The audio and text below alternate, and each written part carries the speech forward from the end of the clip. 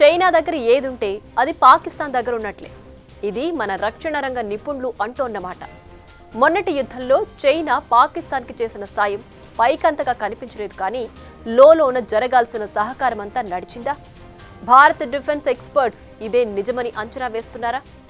China Bharat రేపు యుద్ధం వచ్చినా పాకిస్తాన్ తప్పక సపోర్ట్ చేస్తుందా? ఈ రెండు దేశాల మధ్య అంత అవినాభావ సంబంధం ఏంటి? మనకొచ్చే నష్టమేంటి?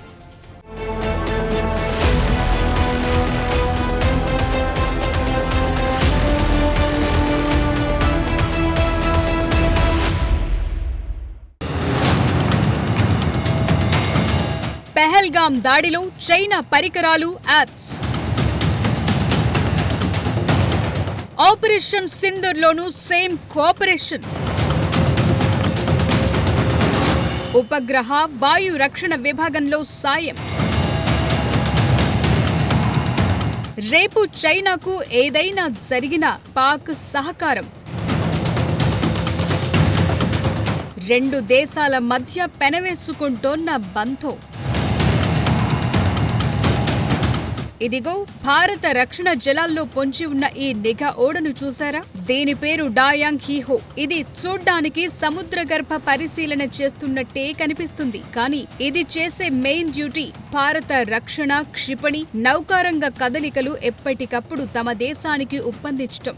భారత్, పాకిస్తాన్ ఉగ్ర స్థావరాల నుంచి సైనిక స్థావరాల వరకు అన్నింటా నిఘా పెట్టిందని తెలిసిన చైనా తమ ఆప్తమిత్ర దేశం పాకిస్తాన్ కు సాయం చేయడానికి ఇదిగో ఈ నిఘా నౌకను మోహరింపజేసిందని అంటారు. చైనా పాక్ మధ్య రహస్య బంధానికి ఇదే కాదు, పెహల్గామ్ దాడి సమయంలోనూ కొన్ని సాక్ష్యాలు దొరికినట్టు అప్పట్లో వినిపించింది. ఉగ్రవాదులు మనం బ్యాన్ చేసిన చైనా యాప్స్ వాడారని, చైనా మేడ్ శాటిలైట్ ఫోన్ కూడా స్పాట్ లో నిఘా వర్గాలకు దొరికిందని అన్నారు.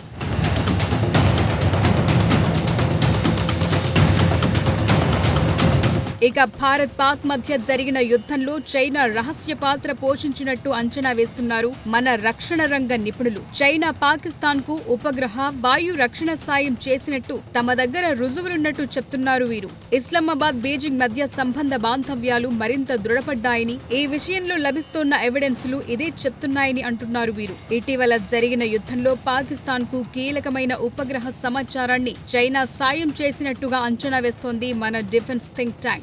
యుద్ధ సమయంలో భారత అంతరిక్షంపై ఉపగ్రహ నిఘాను తిరిగి అమర్చడంలో చైనా తన పనితనం చూపించిందని అంటున్నారు. అంతేకాదు, వాయు రక్షణ రాడార్ వ్యవస్థలను కూడా పాకిస్తాన్ కు అనుకూలంగా మోహరించడంలో చైనా తన వంతు సహకారం అందించినట్టుగా తెలుస్తోంది. ఈ విషయాలను centre for joint warfare studies director general Ashok Kumar అన్నారు.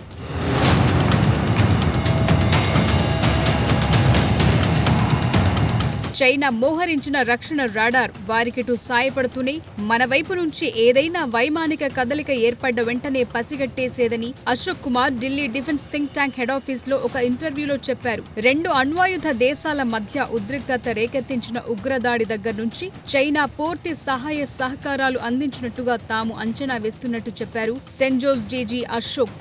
అయితే ఇటు భారత ప్రభుత్వం చైనా పాత్రను అధికారికంగా ప్రకటించలేదు. అటు పాకిస్తాన్ సైతం చైనా ఆయుధాలను తాము ఉపయోగించినట్టు ఒప్పుకోలేదు. కొన్ని డిజిటల్ ఆధారాలను బట్టి చూస్తే బీజింగ్, ఇస్లామాబాద్ మధ్య లాజిస్టిక్, ఇంటెలిజెన్స్ సహాయ సహకారాలు అందినట్టు తెలుస్తోంది.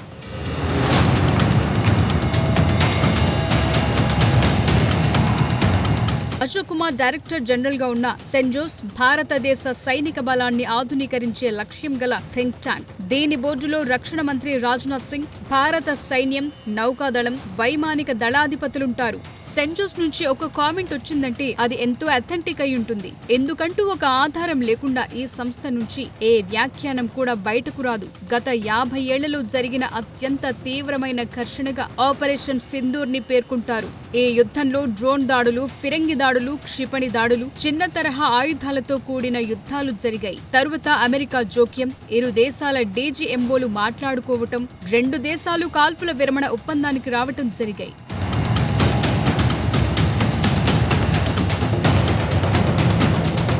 పెహల్గాం దాడి తమకు సంబంధం లేదంటూనే భారత్ పాక్ POJKలో ఉగ్రవాద శిబిరాలపై చేసిన దాడులకు పాక్ సైన్యం ఓవర్ రియాక్ట్ అయింది. దీంతో భారత్ మరింతగా తెగబడి ఎదురు దాడులు చేసింది. అయితే ఈ యుద్ధంలో చైనా మోహరించిన సైనిక వ్యవస్థలు నిజానికి ఘోరంగా ఫెయిల్ అయ్యాయని అంటున్నారు డీజీ అశోక్ కుమార్. అదే పాకిస్తాన్ భారత్ పైకి వదిలిన టర్కిష్ డ్రోన్లను మనం సమర్థవంతంగా తిప్పికొట్టామని అన్నారాయన. సరిగ్గా అదే సమయంలో శుక్రవారం నాడు పాకిస్తాన్ భారత్ కు సంబంధించి 6 యుద్ధ విమానాలను కూల్చివేసినట్టు ప్రకటించుకుంది. అయితే అలాంటి ఘటనలు జరిగిన ఆధారాలేవి చూపించలేకపోయింది. భారత్ కూడా ఈ దిశగా తమకు నష్టం కలిగినట్టు చెప్పలేదు.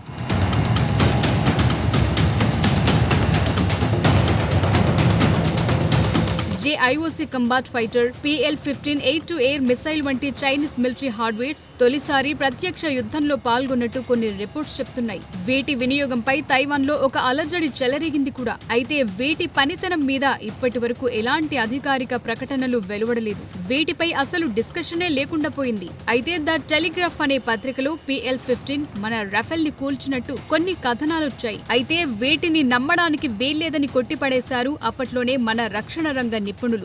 ఇక్కడ మరో ముఖ్యమైన అంశం ఏంటంటే భవిష్యత్తులో చైనా పాక్ రెండూ ఒకేసారి దురాక్రమణ చేసే అవకాశాలు కూడా లేకపోలేదంటారు Saint Jose DG Ashok Kumar. ఈ రోజు చైనా దగ్గర ఉన్నది ఏదైనా సరే రేపు పాకిస్తాన్ తో ఉన్నట్టుగానే మనం భావించాల్సి ఉంటుందని అన్నారాయన. ఈ విషయంలో మనం అప్రమత్తంగా ఉండాలని అంటారు డీజీ అశోక్ కుమార్.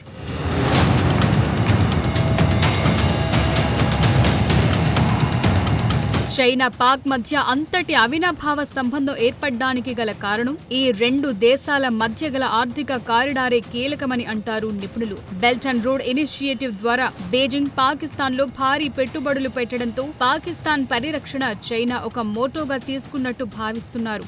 2020లో చైనాతో జరిగిన సరిహద్దు ఘర్షణలో 20 మంది భారత సైనికులు మరణించారు. ఈ ఘటన ద్వారా భారత్ తన ఉత్తర సరిహద్దును మరింత బలోపేతం చేయడానికి సైనికులను మోహరిస్తోంది. గత కొన్ని నెలలుగా చైనాతో భారత్ సంబంధాలు మెరుగ్గా ఉన్నప్పటికీ ఈ వివాదం కారణంగా రెండు దేశాల మధ్య పాత గాయాలు తిరిగి చెలరేగే అవకాశం లేకపోలేదన్న అంచనాలందుతున్నాయి.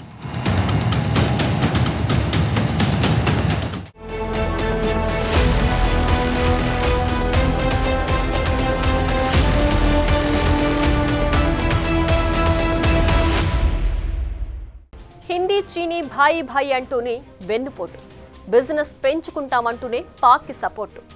యుద్ధ సమయంలోనూ పాక్ వైపే, యుద్ధం తర్వాత కూడా పాక్ వైపే.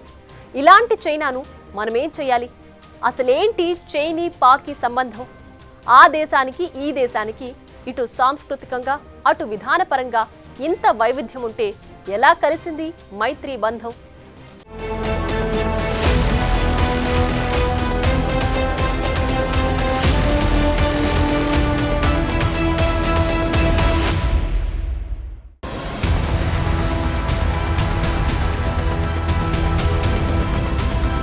ఇదిగో ఈ మ్యాప్ చూసారా? పెద్ద బాతు వెనుక పిల్ల బాతు వెళ్తున్నట్టు లేదు?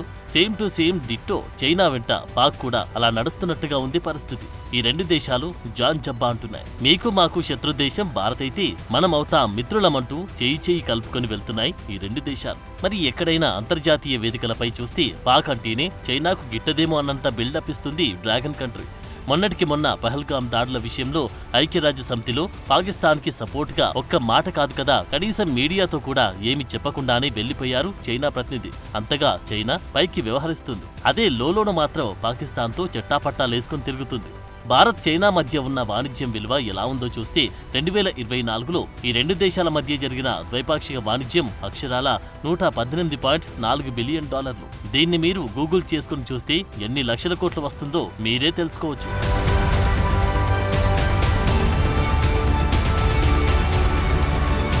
ఇది 2023 ఫైనాన్షియల్ ఇయర్తో పోలిస్తే 4% ఎక్కువ. ఈ ఏడాది కూడా అంతకన్నా మించి పెరిగే అవకాశం లేకపోలేదు. ఇది వరుసగా 3వ ఏడాది $100 బిలియన్ పెరగడం. భారత్ మార్కెట్ కెపాసిటీ అలాంటిది. దీంతో చైనా ఎలాంటి దొంగ వేషాలు వేస్తుందంటే మనం బిజినెస్ మరింత పెంచుకుందామంటుంది. కానీ తన నక్కజిత్తులు ఎప్పటికప్పుడు ప్రదర్శిస్తూనే ఉంటుంది. పాకిస్తాన్కి చెయ్యి అందించడంలో భాగంగా భారత్కి వెన్నుపోటు పొడుస్తూనే ఉంటుంది. భారత్తో చేసే వ్యాపార విలువను కూడా పక్కనబెట్టి చైనా పాకిస్తాన్తో రహస్య చెలిమి చేస్తుంది. భారత్కి వ్యతిరేకంగా పాకిస్తాన్కి సంపూర్ణ సహాయ సహకారాలు అందిస్తుంది. అదేమంటే ఎకనామిక్ కారిడార్ అంటుంది. దీని ద్వారా చైనా తన ప్రపంచ వ్యాపారాన్ని మరింతగా పెంచుకోవచ్చని భావిస్తుంది. పైకి లేదు లేదు అంటూనే పాకిస్తాన్కి వెనుక చేరి వంత పాడుతూ వస్తుంది. మొన్న పాక్ విదేశాంగ మంత్రికి ఫోన్ చేసి చైనా విదేశాంగ మంత్రి మీ సార్వభౌమత్వానికి మా సార్వభౌమత్వం అడ్డు అన్న కోణంలో ప్రకటనలు చేశారు.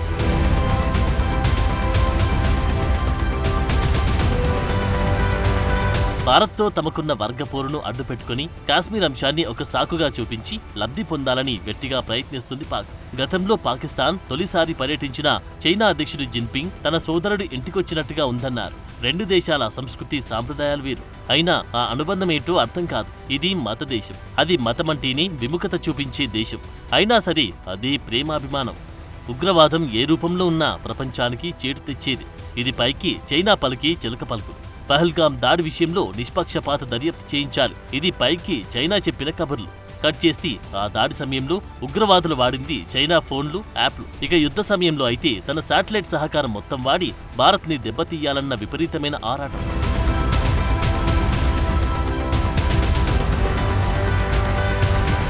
చైనా పైకి ఒకటి లోపల ఒకటిగా ఎందుకీ దొంగ నాటకమని చూస్తే పాకిస్తాన్ చైనా మధ్య కొన్ని దశకాలుగా దౌత్య సంబంధాలతో పాటు రక్షణపరమైన సహకారం కూడా ఉంది. ప్రస్తుత పరిస్థితుల్లో పాకిస్తాన్ ఆర్థికంగా ఆధారపడుతున్న దేశం ఏదైనా ఉందా అంటే అది చైనాయే. ఆధునిక ఆయుధాల సరఫరా, వార్షిక ద్రవ్యలోటు పూడ్చుకునేలా రుణాలు, ఇలా సమస్య ఏదైనా సరే పాకిస్తాన్కి సాయం అందించేందుకు చైనా ఇప్పటికే ఎన్నోసార్లు ముందుకొచ్చింది. China Pakistan economic corridor CPEC కింద సుమారు $70 మిలియన్ పెట్టుబడులు పెట్టింది. ఇటీవల గ్వాదర్లో చైనా నిధులతో నిర్మించిన విమానాశ్రయాన్ని సైతం ప్రారంభించారు. చైనా, పాకిస్తాన్ సంయుక్తంగా సైనిక విన్యాసాలు నిర్వహిస్తున్నాయి. ఇటీవల పాక్ చేసిన ఫేక్ పబ్లిసిటీలు ఆనాటి ఫోటోలోనే వాడింది.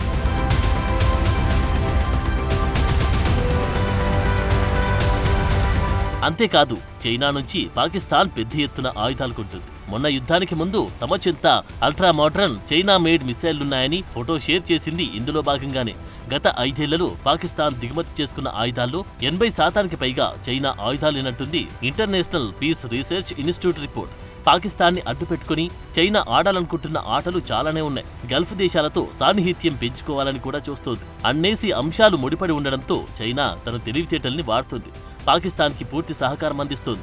చైనా ఓవర్ యాక్షన్ గుర్తించిన బలూచిస్తాన్ ప్రజలు వారిపై దాడులు చేస్తున్నారు. చైనా పన్నాగమేంటో వారికి బాగా తెలుసు. ఇక్కడున్న ఖనిజ లవణాలపై కన్నేసిన డ్రాగన్ దేశం తమపై ఎంత ప్రేమ ఒలకబోస్తుందని వారు గుర్తించారు. దీంతో చైనా వారిపై దాడులకు దిగబడుతున్నారు బలూచీలు. ఒకవేళ బలూచిస్తాన్ సొంత దేశంగా ఏర్పడితే పాకిస్తాన్తో చైనా సంబంధ బాంధవ్యాలు ఇరుకున పడే అవకాశముంది.